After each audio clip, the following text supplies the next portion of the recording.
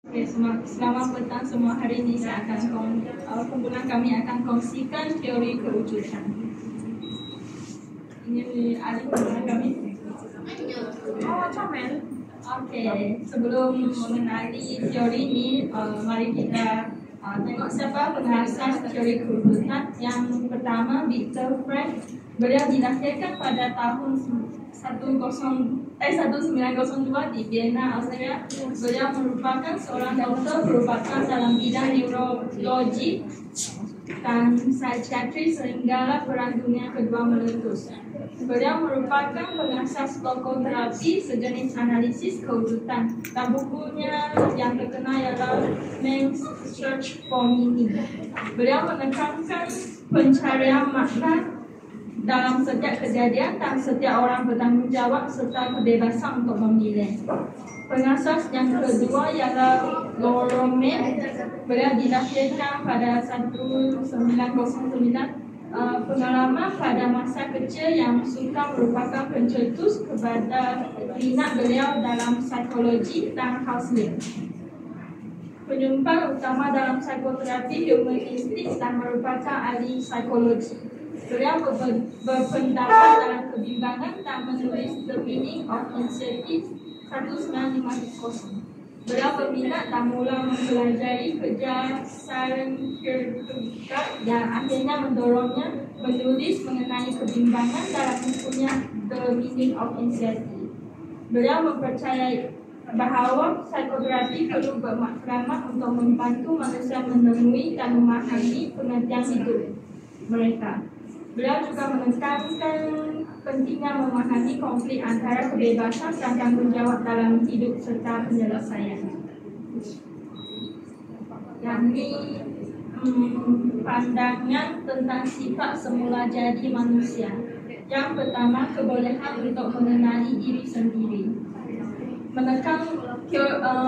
Untuk pandangan ini menekankan bahawa manusia berupaya mengenali diri sendiri dan berupaya untuk memilih tingkah laku tidak bertingkah laku dengan tingkah laku tertentu. Manusia bertindak balas terhadap persekitaran adalah bersifat personal, sendiri berupaya menentukan tanpa kawalan luaran. Pandangan ini juga mempertingkatkan kesedaran diri bermaksud meningkatkan kesedaran mencari alternatif, motivasi dan menentukan matlamat hidup. Matlamat counseling mengikut pendekatan kewujudan. Melalui proses ini, mereka dapat memahami identiti dan tujuan hidup mereka serta setiap manusia mempunyai kemampuan untuk refleksi mendalam terhadap tindakan, pemikiran dan perasaan menurut Binswanger 1975. Yang kedua ialah kebebasan dan tanggung jawab. Untuk pandangan ini terdiri daripada 4 aspek, iaitu kesedaran, pilihan, tindakan dan perubahan. Manusia memiliki kebebasan untuk membuat pilihan dalam hidup, tetapi setiap pilihan datang dengan tanggung jawab.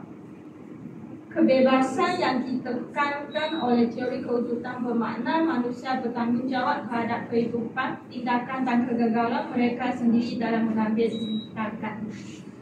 Memberi tanggung jawab membuat pilihan untuk diri kita kepada orang lain adalah satu kesilapan. Dalam terapi ini, klien dibimbing untuk bertanggung jawab terhadap diri kerana yang merupakan syarat kepada perubahan. Individu harus bersedia untuk menghadapi akibat dari pilihan yang diambil.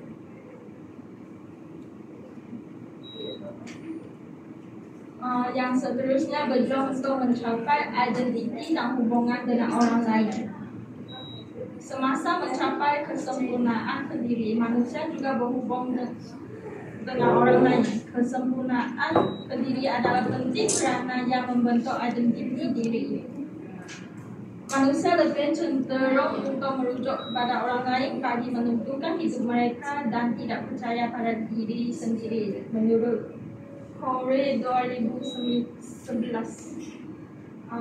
Yang seterusnya mencapai pengertian hidup. Manusia secara semula jadi sentiasa mencari makna dalam kehidupan mereka. Yang penting kerana memberikan rasa tujuan terarah kepada kehidupan individu. Manusia sendiri bertanggungjawab memberi makna kepada kehidupan sendiri dan tidak ditentukan dahulu oleh perkara lain. Menurut Viktor Frank yang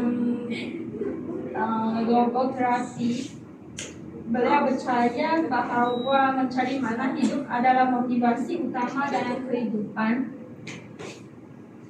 Manusia dengan komitmen yang berterusan adalah proses yang berterusan dalam kewujudan. Penderitaan yang dialami boleh ditukar kepada pencapaian bergantung kepada cara mengatasinya. Manusia terberangkat antara keinginan dan ketakutan. Pengiktirafan batasan diri dan realiti itu dapat mengurangkan kebimbangan. Pertentangan antara harapan dan putus asa, matlamat dan kegagalan adalah cabaran dalam mencari makna hidup. Kesedaran tentang kematian dan ketidakwujudan. Di sini mestikan semua orang takut mati, tapi menurut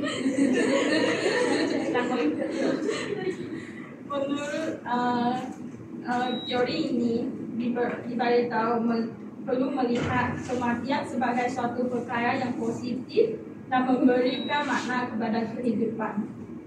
Menurut Frank, kebimbangan eksistensial memberi dorongan positif kepada manusia untuk menjalani kehidupan yang lebih bermakna. Menjadikan manusia lebih kreatif, kehidupan dan kematian perlu dilihat sebagai saling bergantung. Ketakutan perlu dielakkan dan perlu memahami bahawa hidup adalah sementara, perlu menghargai setiap saat. Untuk keaslian dalam bahasa Inggris adalah authenticity, merujuk kepada keupayaan individu untuk menjalani hidup dengan cara yang sejajar dengan nilai dan kepercayaan peribadi dan potensi mereka. Bukannya hidup mengikut harapan atau norma yang ditetapkan oleh masyarakat.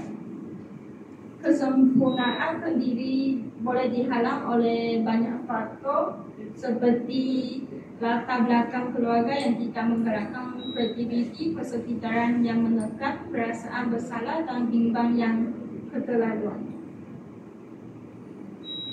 Andaian asas dan prinsip teori kewujudan terbagi kepada 4, iaitu pencapaian, makna dan kecemasan, kebebasan, kesedaran diri dan tanggungjawab. Bagi matlamat terapi ialah menekankan tentang pentingnya manusia menghargai dan memahami kehidupannya dan dirinya. Yang kedua, membantu klien mencapai kesempurnaan melalui keaslian dalam menjalani kehidupan. Yang ketiga, menekankan kepentingan tanggungjawab dan kebebasan untuk memilih. Yang keempat, menurut Juventus 1990, matlamat terapi adalah untuk membantu klien memahami dan menyadari bahawa andai mereka sendiri tidak sepenuhnya hadir dalam proses terapi dan bermakna mereka membataskan pilihan mereka di luar proses terapi. Matlamat ini juga membantu klien berhadapan dengan kebimbangan, especially kematian. Tidak berasas yang selama ini cuba dijauhi. Yang terakhir adalah membantu klien mendefinisikan semula diri dan dunia mereka dengan cara yang lebih menggerakkan keaslian dan dalam diri mereka sendiri dan tidak berpura-pura. Saya akan meneruskan peranan kaunselor. Kaunselor akan membantu klien menyadari bahawa mereka mempunyai tanggung jawab pada diri mereka dan bebas untuk menentukan kehidupan mereka. Kaunselor juga membantu klien memahami diri mereka sendiri supaya akhirnya mereka dapat memahami apa tanggung jawab mereka. Kaunselor juga membantu klien mencapai arif diri dengan mereka mendorong juga bagaimana orang lain menyebabkan mereka bersalah. Akhirnya kaunselor juga membimbing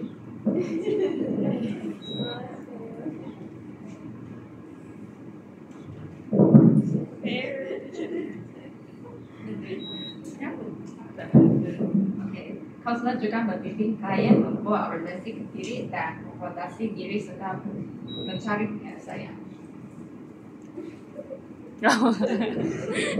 Pakai keyboard je. Pakai keyboard je.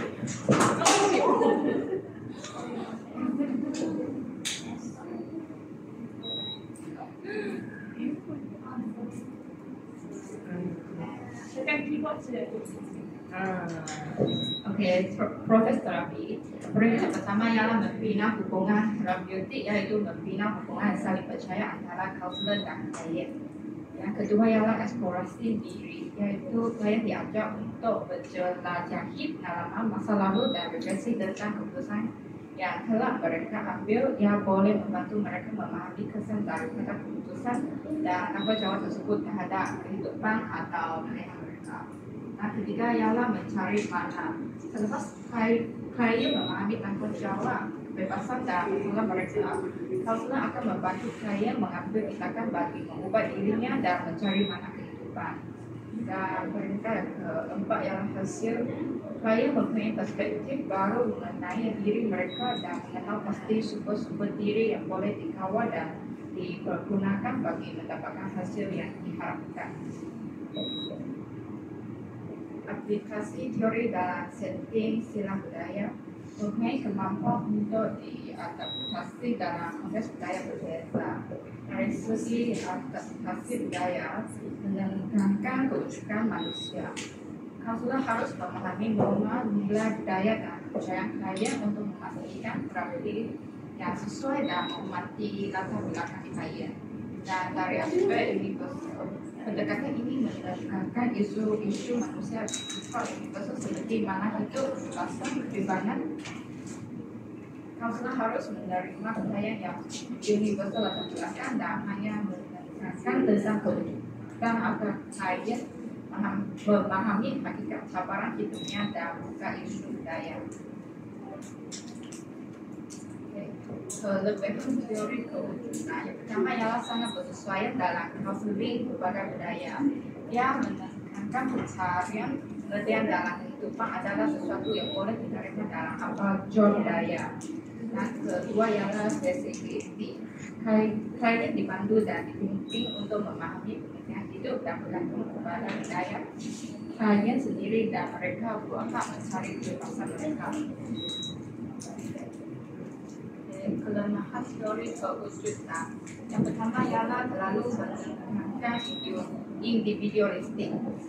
Teori ini menafikan masalah klien bukan berasal daripada klien sendiri, tetapi dari sosial budaya.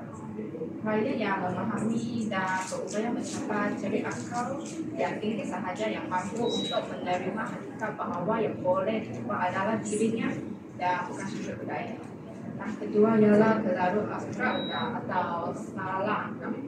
Anggapan bahawa kewujudan adalah bersifat etis dan tidak percayakan Tuhan adalah tidak pernah kerana terjadi terdiri daripada berbagai lapisan. Anggapan bahawa kewujudan adalah seperti pendekatan humanistik adalah salah kerana kewujudan menekankan pentingnya memahami kewujudan dan kematian. Manakala humanistik menunjukkan potensi manusia dan teori ini hanya sesuai bagi klien yang eksperimental. Jadi saya dan saya akan demo podcast ini.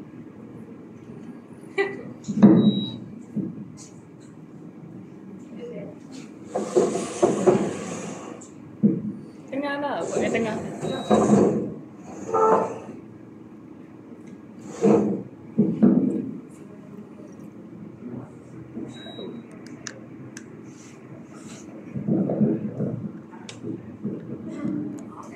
Saya sebagai Ali. Oke, saya sebagai namanya Ali.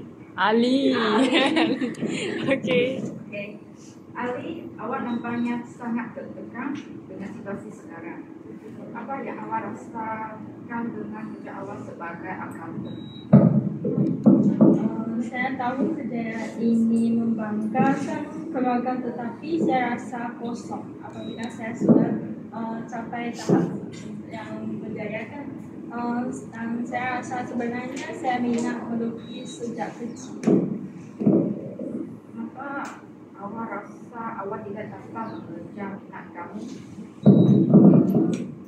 Saya rasa macam itu sebab saya takut perbuatan ini akan mengecewakan keluarga dan bimbang saya akan gagal jika jadi seorang pelukis. Oke, kebimbangan itu sememangnya wajar. Tetapi apa yang akan berlaku jika awak terus abaikan minat awak? Saya rasa saya akan terus rasa hilang arah dan menyesal di kemudian hari. Bagaimana kalau kita mulakan dengan langkah kecil, contohnya melukis pada buku atau menghadiri pameran seni? Ini boleh jadi ruang untuk awak dekat dengan minat awak sambil tetap bekerja. Itu mungkin ada yang baik. Sekurang-kurangnya saya rasa seperti membuat sesuatu untuk diri saya, untuk menjadi seorang pelukis. Oke, bagus sekali. Setiap pilihan yang awak buat membawa kebebasan dan tanggung jawab. Fokus kita ialah membantu awak dengan lebih bermakna dan autentik.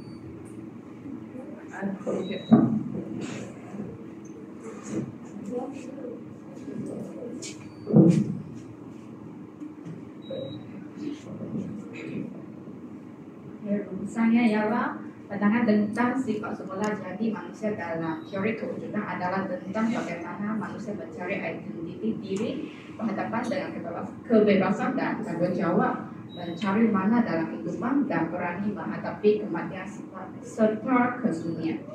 Dan dengan menegakkan aspek-aspek ini, teori kewujudan membantu individu memahami keunikan mereka dan bagaimana mereka boleh mencipta kehidupan yang lebih bermakna dan autentik.